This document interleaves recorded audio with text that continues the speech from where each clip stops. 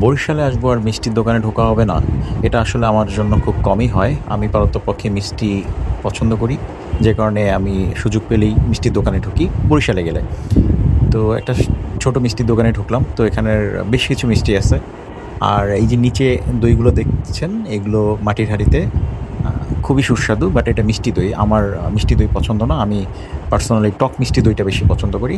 আর বাকি যে মিষ্টিগুলো আছে এটা অ্যাজ ইউজুয়াল সব জায়গায় পাবেন, ঢাকা থেকে শুরু করে বাংলাদেশের সব জায়গায় এই মিষ্টিগুলো কম বেশি পাওয়া যায়।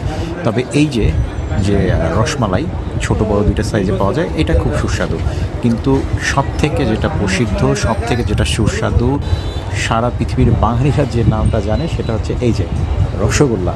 এই রসগোল্লা এতটাই সুস্বাদু, আপনি এটা মুখে দিলে এর যে শিহরণ, মানে এই রসমালাই যে রসগোল্লার যে শিহরণ, সেটা অনুভব করতে পারবেন।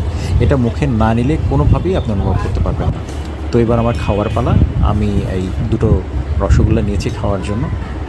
অত্যন্ত সুস্বাদু ছিল, গরম ছিল, কারণ মাত্র বানিয়ে নিয়ে আসছে। তো গরম রসগোল্লার স্বাদ কিন্তু আবার ভিন্ন। তো আমি আসলে এই রসগোল্লাটা খেয়েছি মূলত হচ্ছে বনরুটি দিয়ে। তো এই যে হচ্ছে বনরুটি, বনরুটিগুলো দিয়ে রসে ভিজিয়ে ভিজিয়ে আমি বনরুটিটা খেয়েছি, পরে মিষ্টি খেয়েছি। তো আপনারা যখন সুযোগ পাবেন অবশ্যই রসগোল্লার স্বাদ নিতে কখনোই ভুল করবেন না। ধন্যবাদ।